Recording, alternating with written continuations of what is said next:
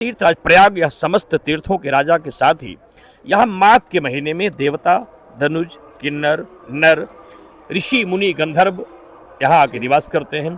शास्त्रों की मान्यता है भगवान ब्रह्मा, भगवान शिव और भगवान विष्णु यहाँ आकर के मौनी अमावस्या के पर्व के पूर्व यहाँ आके विराजमान हो जाते हैं और उनकी कृपा से यहाँ जो लोग भी आते हैं उनकी इच्छाओं की पूर्ति होती है। यहाँ यम यम चिंतते कामम तम तम प्राप्नोति निश्चितम, जो भी आदमी इच्छा करता है उस इच्छाओं की पूर्ति के लिए यहाँ सारी पुरुषार्थ, अर्थ, धर्म, काम और मोक्ष के साथ तो 4 पुरुषार्थ सबको मिलते हैं।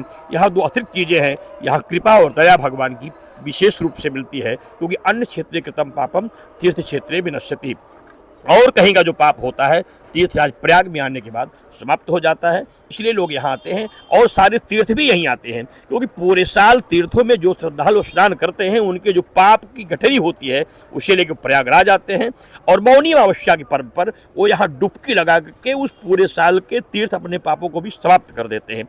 इसलिए यहाँ बड़ी भीड़ होती है। दूसरी स्थिति, आप जो भीड़ की स्थिति आपने बता रहा है उसका एक कारण ये भी है कि सारी नदी तीर्थ जो यहाँ है, लेकिन सरकार की जो उत्तम व्यवस्था है वर्तमान समय में, जो केंद्र सरकार और प्रदेश सरकार की जो सुरक्षा व्यवस्था है, जो उसके आज कानून व्यवस्था के प्रति जो विश्वास है, संवैधानिक रूप से जो बेटियों में एक भरोसा दिखाया गया, इससे मेरी बेटियों की संख्या बहुत बड़ी है, माताएं बड़ी है, नौजवान बड़े हैं, उसमें जो ये उसका एक विशेष कारण यह भी है कि सरकार के द्वारा जो संरक्षण प्राप्त हुआ उससे भी विश्वास में वृद्धि हुई।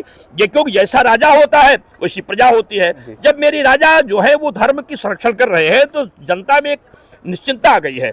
और आज आप देख सकते हैं मौनी अमावस्या कल है, आज ही पूरे मेले में तांता लगा हुआ है, चारों तरफ से हर हर गंगे, जय जय गंगे, दुखहर गंगे, जय माँ गंगे का उद्घोष हो रहा है। सारे लोग माँ की रेती में लौट रहे हैं, डुबकी लगा रहे हैं, अर्घ दे रहे हैं, दान दे रहे हैं, तर्पण दे रहे हैं, संकल्प कर रहे हैं, श्रेयोदान कर रहे हैं, यज्ञ अनुष्ठान पूजा पाठ करके कथा प्रवचन सुन रहे हैं।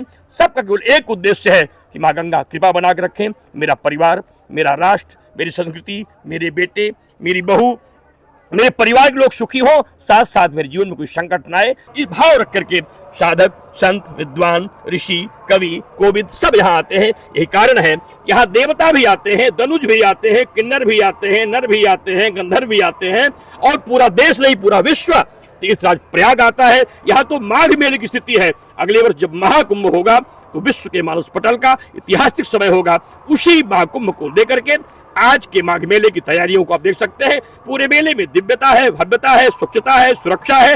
कहीं भी पूरे मेले में एक कोने भी किसी भी प्रकार की कोई ऐसी स्थिति नहीं है जिसे प्रश्नवाचक कहा जा सके।